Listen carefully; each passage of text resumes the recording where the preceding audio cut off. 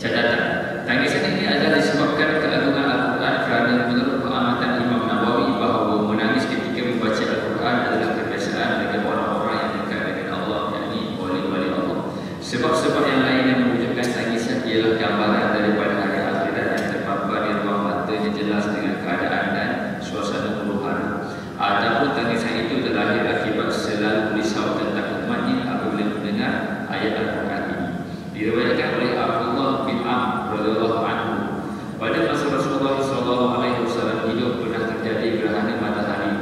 Rasulullah SAW telah bersolat seolah-olah baginda tidak rukuk lantaran lamanya berdiri, kemudian barulah baginda rukuk. Apabila rukuk seolah-olah baginda tidak akan mengangkat kepalanya untuk sujud, kemudian baginda terus sujud. Lantaran lamanya bersujud, seolah-olah baginda tidak akan bangkit dari sujudnya untuk menyambung solatnya. Baginda telah menghembuskan nafasnya lalu menangis sambil bersabda, Tuhanku, bukankah engkau telah menjanjikan kepadaku bahawa engkau tidak akan menyiksa mereka selagi aku masih berada di kalangan mereka? Bukankah engkau menjanjikan satu kebenaran bahawa engkau tidak akan menyiksa mereka selagi mana engkau memohon ampun, selagi mana mereka memohon ampun kepadamu? Apabila selesai menjalankan solat 2 rakaat itu, gerhana telah lenyap. Maka Rasulullah SAW pun berdiri mengucapkan pujian bagi Allah Subhanahu wa ta'ala dan bersabda, sesungguhnya matahari dan bulan itu adalah tanda kebesaran Allah Subhanahu wa ta'ala.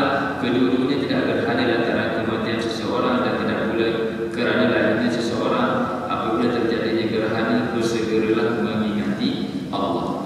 Dekat sini satu perkara yang saya tarik perhatian tuan-tuan dan puan-puan sekalian, iaitu pada sabda Nabi SAW, Tuhanku, bukankah engkau telah menjanjikan kepadaku bahawa engkau tidak akan menyiksa mereka selagi aku masih berada di kalangan mereka? Selagi aku masih berada di kalangan mereka. Apa maksudnya? Dalam konteks kehidupan Rasulullah SAW, ini merujuk kepada sahabat. Selagi mana aku bersama mereka, iaitu Nabi SAW bersama dengan para sahabat baginda, zahir dan batin, jasmani dan rohani. Dah kita kan? Macam mana dengan kita? Adakah bermaksud hadis ini hanya untuk sahabat sahaja bahawa Nabi minta kepada Allah bahawa ya Allah, engkau dah menjanjikan akan menyiksa mereka selagi aku di kalangan mereka? Maka adakah ini untuk sahabat sahaja? Tidak. Hadis Nabi SAW semuanya wahyu. Wa ma yantiqu 'anil hawa in huwa illa wahyun yuha. Dan tidaklah baginda itu bercakap dengan hawa nafsunya. Sesungguhnya segala percakapannya adalah wahyu yang diwahyukan kepada baginda. Maknanya ini hadis Nabi. Maknanya ini tentang wahyu. Maknanya wahyu itu untuk semua umat manusia yang berada umat Nabi Muhammad SAW. Maknanya, bukankah engkau tidak akan menyiksa mereka selagi aku masih berada di kalangan mereka? Maknanya statement ini untuk kita juga. Jadi macam mana kita nak merasakan bahawa Rasulullah bersama dengan kita? Itu benda. Kalau dalam sahabat, memang mereka merapati baginda sallallahu alaihi wasallam, mengiringi baginda sallallahu alaihi wasallam. Itu dalam dengan sahabat. Tapi macam mana kita nak faham bahawa hadis ini yang turut ditujukan kepada kita, umat akhir zaman ini, bahawa nak merasai bahawa Rasulullah masih bersama dengan kita sallallahu alaihi wasallam. Itulah yang kita sebut dalam 2 minggu yang lalu, bahawa mencapai ketauhidan itu mesti dengan cinta kepada Rasulullah sallallahu alaihi wasallam. Iaitu kita akan merasai Rasulullah bersama dengan kita tak kala benar cinta kita kepada baginda sallallahu alaihi wasallam. Dengan cinta di hari lebaran nanti, kita merasai bahawa bonda kita turut bersama dengan kita tak kala kita memakan masakan yang biasa dimasak oleh bonda kita.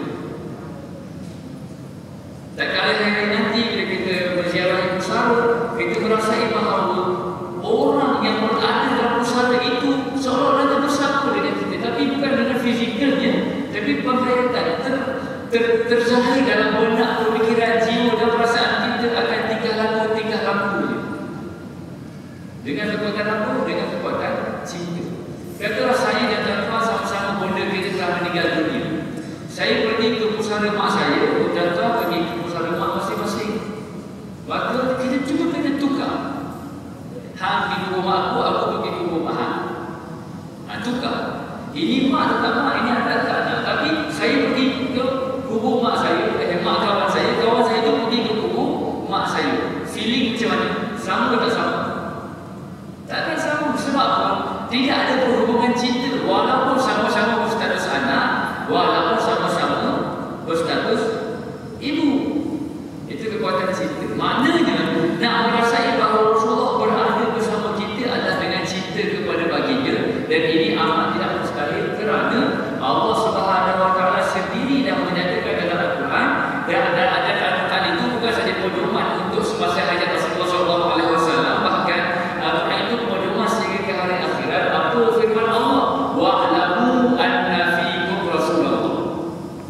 Ketahuilah bahawa dalam diri kamu, dalam kalangan kamu, dalam kehidupan kamu, dalam masyarakat kamu, fiikum Rasulullah, bahawa ada Rasulullah sallallahu alaihi wasallam. Dan ayat ini dikuatkan lagi dengan ayat yang selalu kita baca. Laqad ja'akum rasulun min anfusikum. Sungguh telah datang kepada kamu rasul dari kalangan diri kamu. Kalau Rasulullah hanya datang tak kala hidup baginda bersama sahabat, maka ayat ini yang seolah-olah macam tidak praktikal dan tidak relevan lagi. Mustahil ada ayat Allah yang terangkum dalam Al-Quran itu ada yang tidak relevan. Mustahil. Maka macam mana kita nak faham ayat ini masih relevan? Caranya adalah kita memahami bahawa rohani baginda tetap dihidupkan Allah bersama-sama kita, menjawab selawat dan salam yang kita tujukan kepada baginda sallallahu alaihi wasallam. Itu nak faham. Jadi maksudnya semakin ramai umat yang tidak merasai kebersamaan dengan Rasulullah SAW, semakin tercabut kerahmatan Allah kepada mereka. Bukti Allah mencabut kerahmatan Allah kepada mereka adalah Allah mencabut perasaan kasih sayang dalam masyarakat kita ini. Buktinya apa? Suami bakar isteri, bapa bunuh anak, mak bapak buang bayinya sendiri, apa lagi? Anak OKU yang dijadikan syurga. Kalau anak-anak kita ni OKU confirm syurga. Sebab apa? Dia tidak mukallaf. Kalau anak OKU confirm syurga sebab dia tidak mukallaf, maka dia di tempat yang tertentu di sisi Allah Subhanahu Wa Taala diistilahkan tempat tersebut sebagai illiyin. Sementara penduduk akhir akhirat disebut sebagai illiyin, dan dia akan dimasukkan ke dalam syurga di tempat yang khusus, itu illiyin. Itu setengah-setengah ulama menerangkan kepada kami begitu. Tapi nak katanya mereka yang tidak mukallaf di dalam syurga, macam mana si ibu itu sanggup membiarkan anaknya sedemikian rupa? Kan besar anak adik kita yang bernama Firdaus namanya. Kerana apa? Kerana Allah nak menunjukkan kepada kita bahawa kerahmatan Allah itu sudah tercabut dan tertarik daripada masyarakat kita. Kalau tidak, Allah tak izin benda itu terbongkar. Siapa sangka benda itu dia bongkar dan terbongkar? Yang masuk dalam rumah itu bukannya polis, Jabatan Kebajikan Masyarakat. Dia masuk ke situ apa dia? Siapa dia? Immigration. Sebab suspected menjadi tempat persembunyian mereka yang tidak ada visa untuk tinggal lama di Malaysia. Itu asbab saya nak bertemu. Kenapa Allah izinkan perkara itu meletup dalam masyarakat kita? Adakah semata-mata kita nak marah ibunya? Adakah semata-mata kita nak marah ayahnya dan sebagainya? Adakah semata-mata kita nak marah masyarakat jiran sekeliling yang tak ada peduli? Bukan semata-mata itu.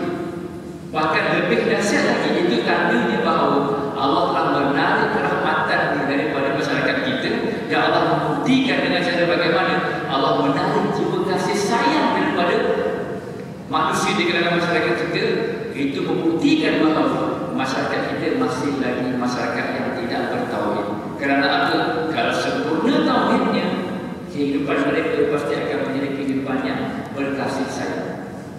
Nah, orang yang berkasih sayang ni panjang, tapi asasnya begitu. Itu benda. Sebab apa begitu? Kerana mereka tidak lagi merasai hidup bersama Rasulullah sallallahu alaihi wasallam. Baginda adalah kehidupan setiap manusia. Tetapi bila mana manusia hidup tanpa merasai bersama-sama dengan baginda Rasulullah SAW, inilah akibat. Sebab itulah para habaib, para masyayikh, para kiai, para ulama, para asatizah di Malaysia ini menyemarakkan kembali gelombang-gelombang untuk mengajak umat Islam pada hari ini mencintai semula Rasulullah SAW dengan program-program malam cinta Rasul, malam mahabbah Nabi, malam-malam qasidah selawat dan sebagainya.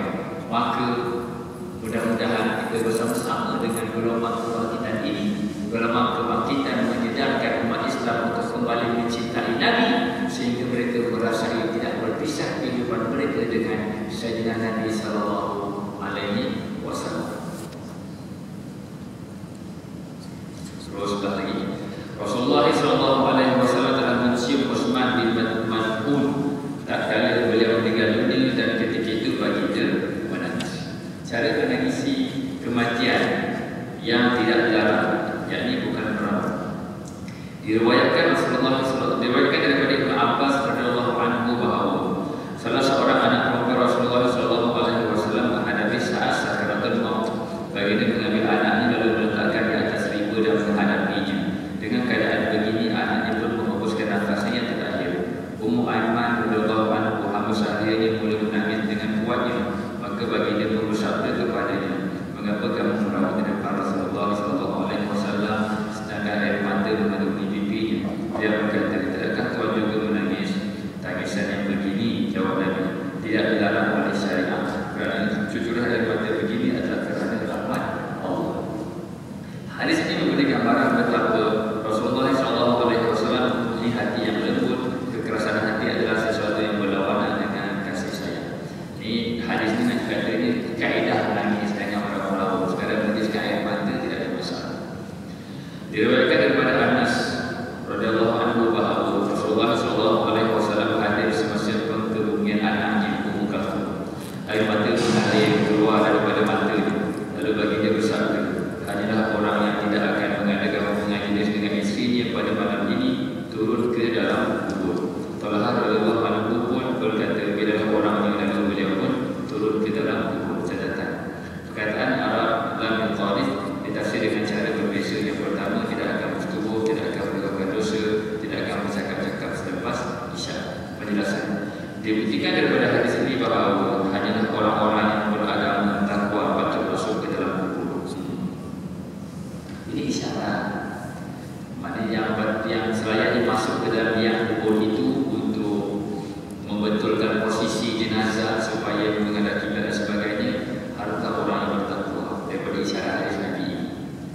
So, betul lihat masyarakat kita sekarang bagaimana. Gitulah untuk muhasabah bersama. Dibenarkan menziarahi kubur kerana ia dapat mengingatkan ziarah tersebut akan tempat terakhir. Dibenarkan menangis perlahan dengan air mata terhadap anak tanpa seorang dan meratap sehingga mengoyak-ngoyakkan kain. Ini kaedah orang Arab, satu budaya mereka. Awful kalau menangis bawah kematian, maka perkara itu ditegak. Dibenarkan menangis kerana teringatkan mati di perkuburan. Bercakap-cakap mengenai perkara-perkara dunia di tanah perkuburan akan mengeraskan hati.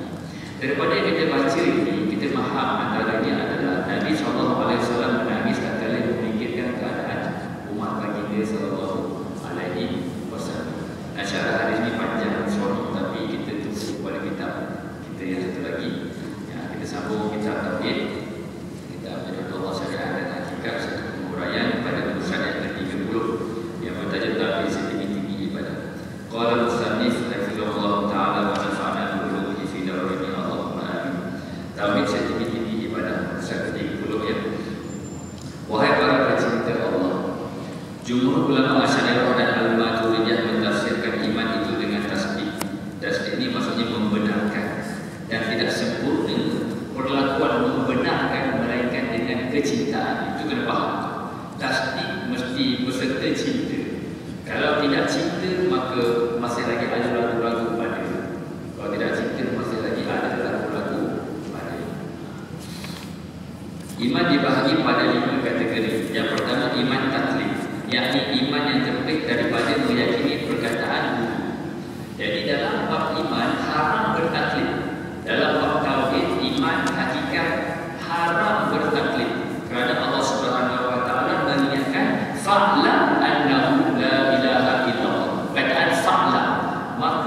mengetahui. Maknanya kita mesti tahu dengan ilmu.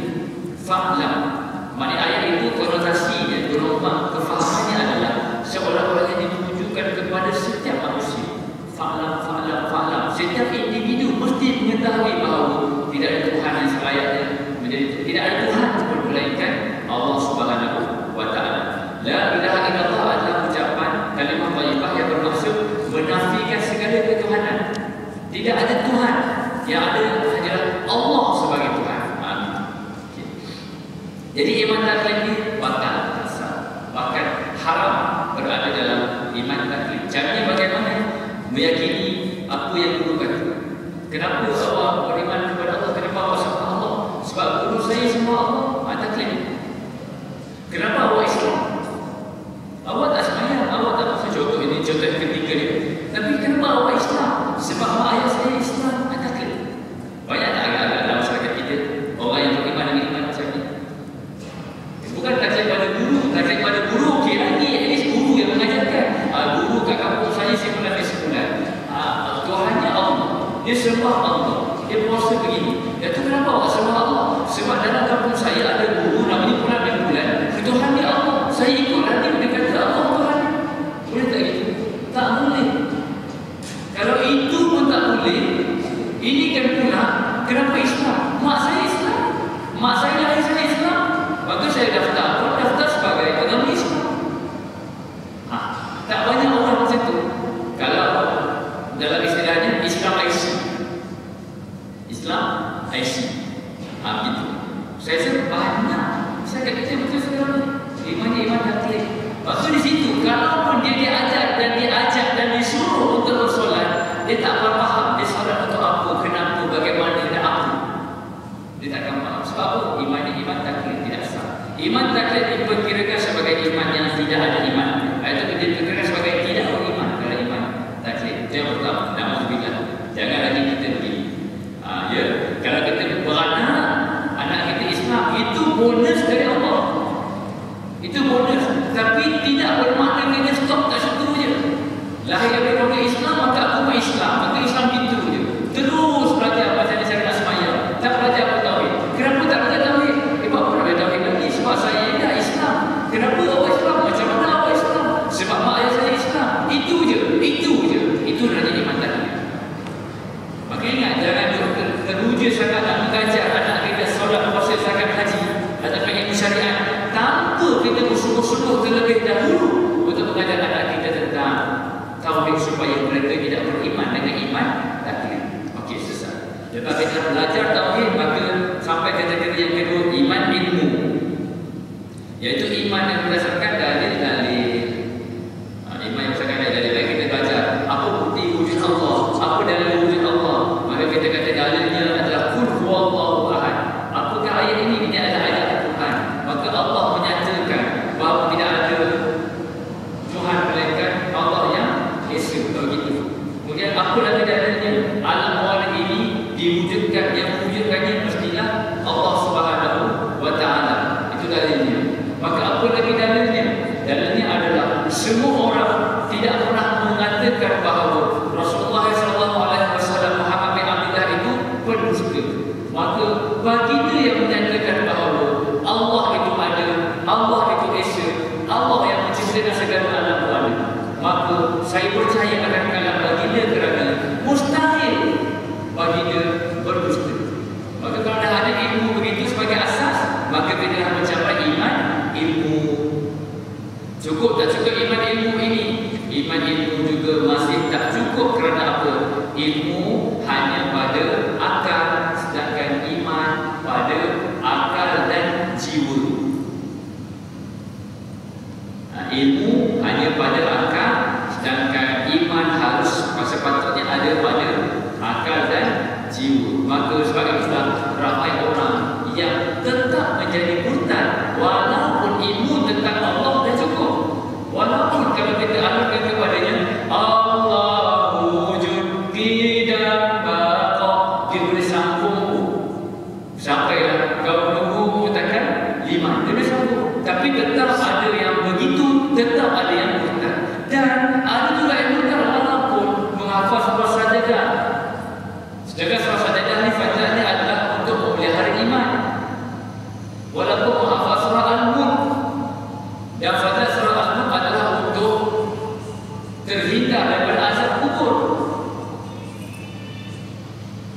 Tak begitu ke? Begitulah. Sebab apa begitu?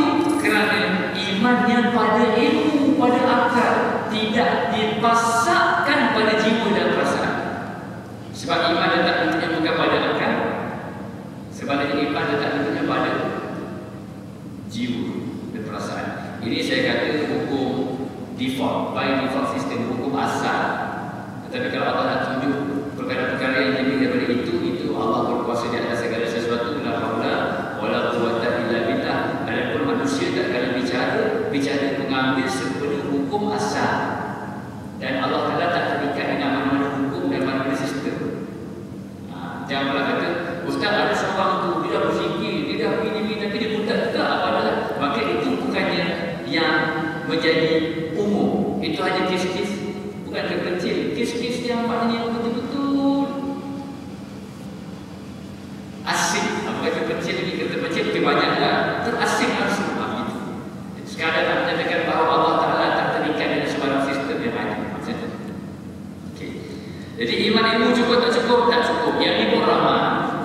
Ini pun ramai. Sebab itulah walaupun dia tidak murtad, dia tak keluar dari Islam, tetapi segala ibadatnya, segala tingkah lakunya tidak menghasilkan daripada kehidupan berkasih sayang. Sebab imannya hanya pada ilmu. Dan minta maaf saya sebutkan, saya terpaksa berterus terang bahawa pendidikan rasmi di Malaysia ini paling tinggi sampai takat iman ilmu saja. Itu pun kalau sekolah rendah ada satu sampai darjah 6 masuk sekolah agama, kemudian bila sekolah menengah form 1 sampai form 5 ada bidang ada pelajaran agama, ikut pelajaran agama, dan kalau bila di universiti ambil pelajaran Islam 4 tahun lagi. Dan penuh sampai degree cukuplah. Kalau penuh semua benda tu, saya hanya boleh cakap bahawa paling tinggi boleh pergi iman ilmu saja. Dan iman ilmu tak cukup untuk mencapai yang disebut sebagai kesempurnaan tauhid. Bayangkan kalau anak-anak kita darjah 1 sampai darjah 6 di sekolah agama untuk petang. Adapun form 1 sampai form 5 SMKA ada pelajaran agama, dan bila masuk universiti dah ambil bidang sains, engineering, lawyer dan sebagainya. Lebih rendah lagi, betul? Bayangkan kalau anak-anak kita hanya sekolah kebangsaan je. Dari satu sampai darjah 6, tak ada lagi sekolah agama. SRA tak ada, SKK, sekolah kebangsaan saja. Dari satu sampai darjah 6, ada pelajaran agama tak? Ada pelajaran agama, tapi tak kompak belah-belah. Kemudian bila sekolah menengah pula tak masuk sekolah agama. Memang ada pelajaran agama tapi tak masuk sekolah agama. Form 1 sampai form 3 ada pelajaran agama. Form 4, form 5 masih ada juga. Tapi sistem kehidupannya dah bukan SMKA. Maka kalau saya bagi contoh, dari 1 sampai darjah 6 sekolah kebangsaan pagi, petang sekolah agama. Kemudian form 1 sampai form 5 sekolah SMKA, kemudian universiti masuk mengajar Islam pula. Pun sampai takat ilmu saja.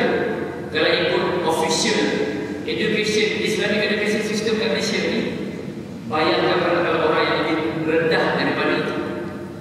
Kenapa? Kerana di sekolah-sekolah kita tidak latih budi, zikir dan selawat untuk menjadi penyebab kesempurnaan tauhid tadi. Zikir ada, selawat ada, tetapi dengan niat ke arah kesempurnaan tauhid itu tak ada. Maka adakah kita nak blaming orang lain? Adakah kita nak menyalahkan orang lain? Itu bukan pendekatan kita. Pendekatan kita adalah kalau begitu keadaannya, kita lah sebagai ibu dan ayah harus untuk take over the responsible untuk kita mencapai pendidikan anak-anak kita itu sehingga mencapai kesempurnaan tauhid dengan mencari pengajian-pengajian untuk mencapai tauhid, bukannya tentang tauhid lagi, iaitulah majlis zikir dan selawat. Itu peranan raya untuk bawah. Kalau harap sistem pendidikan semasa ini memang tak cukup. Sorry to say lah, sebab saya bidangnya, itu hasil dapatan saya, bukanlah maknanya proper research, tetapi based on maknanya pengalaman secara lama. Mudah-mudahan ini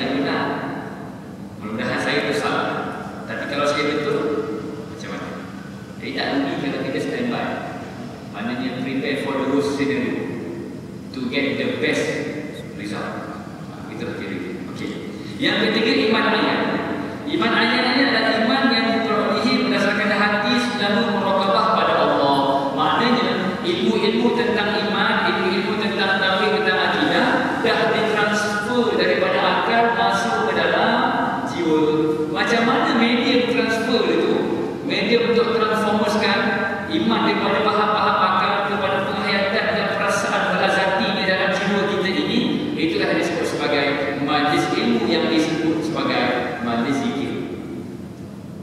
Majlis zikir juga adalah majlis ilmu ya. Majlis ilmu. Ilmu apa? Ilmu untuk mendapat kesempurnaan tauhid. Dalam kata-kata yang lain, tauhid akan sempurna kalau hanya ditakut akal. Kesempurnaannya adalah pada jiwa. Ilmu tauhid pada jiwa ini ilmu ihsan ataupun pada martabat ihsan. Ilmu tauhid pada akal adalah pada martabat iman. Gitu. Jadi gabungan kedua-duanya itu baru sempurna ketauhidan, dan ketauhidan yang sempurna ini baru dibuktikan dengan ibadat-ibadat. Itu kena faham. Itu disebut iman ayat. Dan yang nombor 3 ini, iman ayat adalah iman yang paling minimum yang perlu kita usahakan. Ini yang paling minimum, baru diperkirakan ada iman ayat. Yang keempat, iman hak. Iman yang diperolehi dari sebab musyahadah, menyaksikan Allah dengan mata hati. Maknanya melihat Allah dengan mata hati. Ini apa kategori? Dan yang kelima, iman hakikat, iaitu iman yang diperolehi daripada keadaan fana yang lain daripada Allah dan tiada bersaksi kecuali kepadanya. Jadi nombor 5 dan nombor 4 ini adalah perkara dapatan selepas daripada kita berlatih tubi jiwa kita, diri kita dalam majlis zikir dan selawat. Baru kita akan dapat memahami nombor 4 dan nombor 5. Syarat ke mana-mana dia bukan ditempatkan pada faham akal. Ia posisinya adalah pada perasaan jiwa. Maka pembahasannya boleh sampai dekat iman ketiga sahaja, yang mudah. Okey, sampai peringkat ketiga sahaja. Yang penting sekarang ini bagaimana daripada nombor 2 nak pergi ke nombor 3. Bukan lagi majlis baca kitab, bukan lagi majlis tempat munaqasyah muzakarah, bukan. Nak pindah daripada nombor 2 ke nombor 3, iaitu daripada iman ilmu kepada iman ayat. Caranya adalah majlis zikir. Zikir dengan bimbingan guru bersama. Zikir dengan bimbingan guru bersama, iaitu guru membawa zikir dengan sadat dan izin daripada guru, dan guru itu membawa zikir dengan izin dan sadat daripada guru, daripada guru itu sadat. Yang ni kita cari, dan insya-Allah akan dipertentukan Allah. Majlis itu kepada kita dengan syarat kita minta kepada Allah dan kita memperbanyakkan selawat kepada Rasulullah sallallahu alaihi wasallam. Ustaz sebelah, Ustaz 3:1. Hanya Allah yang memiliki segala yang mawjud, maka selain yang mawjud adalah mazhar, yakni kenyataan bekas. Setinggi-tinggi ibadah adalah tauhid, yakni mengesahkan Allah, dan sebesar-besar dosa adalah syirik kepada Allah Subhanahu wa taala. Maknanya segala yang diwujudkan ini semuanya milik Allah. Jangan kita rasai milik, memiliki pun. Ini pada hakikat. Kalau pada syariat, kita kena mengaku ini milik kita, dan kita bertanggungjawab untuk menjaga milik kita. Contohnya kita pakai kereta. Kereta ni siapa punya? Allah punya. Semua milik Allah. Tak boleh gitu kalau kita bicara dengan manusia. Kenapa pakai kereta kat sini? Kereta ni bukan saya punya, Allah punya. Allah pakai ni. Tak boleh itu. Pada syariat, kereta ni saya punya. Dan kalau membiarkan kereta itu dipecahkan orang depan mata kita, itu kereta kita, kita biarkan orang pecah-pecah calonkan kereta itu, berdosa. Sebab apa? Kita diamanahkan untuk menjaga harta benda yang menjadi milik kita. Kita juga kita jangan senang-senang nak ambil musibah orang. Sebab apa? Semua benda Allah punya. Aku dah minta ke Allah dah tadi nak seliput. Maka aku dipertemukan dengan seliput dekat hujung masjid ni. Cantik pula tu. Aku ambil ya. Kenapa? Aku rasa Allah bagi Allah bagi Allah. Tak boleh. Sebab apa? Dalam kehidupan di dunia ni, kita dealing dengan manusia ini.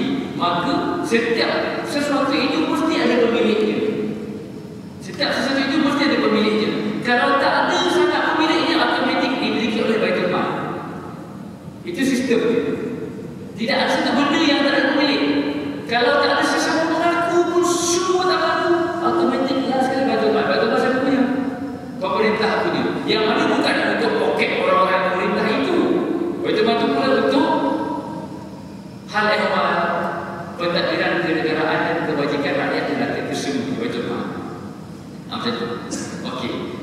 jangan pula kita ambil barang orang senang-senang. Jangan pula kita biarkan orang ambil barang kita senang-senang. Sebab apa? Dalam pada syariat itu aku punya, aku bertanggungjawab untuk menjaga. Siapa yang bagi tanggungjawab tu? Allah juga yang bagi. Dengan ajaran siapa? Ajaran Rasulullah juga, sebab syariat Rasulullah yang ajar, hakikat Rasulullah yang ajar. Maka kalau kita benar cinta dan benar nak ikut Rasulullah, kita kena ikut syariat baginda dan kita kena ikut hakikat baginda. Ramai orang yang mengambil syariat Nabi SAW tapi mengenepikan hakikat Nabi SAW.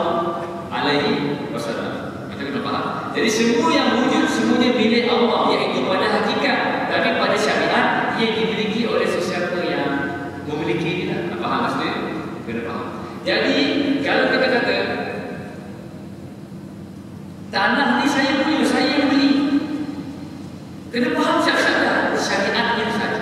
Hakikatnya tanah dan diri semuanya Allah yang punya. Bila kita berinteraksi dengan manusia, jangan berinteraksi dengan hakikat. Berinteraksi dengan manusia, kena interaksi pada dimensi syariat. Adapun dimensi hakikat, hanya hubungan kita dengan Allah sahaja. Dapat faham betul? Jadi Iblis datang, dia buat bagaimana? Dia buat macam mana? Dia buat dimensi hakikat dibawa kepada diri manusia dengan manusia. Dimensi syariat diabaikan, dihapuskan. Ramai orang yang bila bawa dimensi hakikat dalam hubungan manusia dengan manusia, maka itu jadi cacat rupa dia. Macam mana kaedah dia? Kaedahnya, semuanya Allah. Maka dia kau, dia aku, dia aku, dia kau. Ketika kita kau. Tapi aku ini guru, kau kena melebihkan aku kerana aku guru. Maka semua kau punya, semua kau boleh lebihkan aku. Hatta isteri. Bagus tu. Kenapa begini Syekh? Hakikatnya semua boleh Allah. Dan aku yang mengajarkan engkau tentang ilmu ini, dan engkau boleh beradab dengan aku, dan kena melebihkan guru. Maka engkau jangan bersama dengan isteri yang baru kau kahwini itu. Selagi tidak, aku yang merasmikan. Sebab apa? Hakikatnya semua. Nampak? Ada lemah. Sebab itulah kita boleh memanggil Syekh Ibrahim Muhammad lantaran jauhnya fahaman yang sangat terhadap perkara-perkara ini mengarah kita ini membetulkan kepada semuanya. Ilmu syariat, dimensi syariat adalah dimensi horizontal, mendatar, iaitu manusia dengan manusia. Dimensi hakikat adalah dimensi vertikal,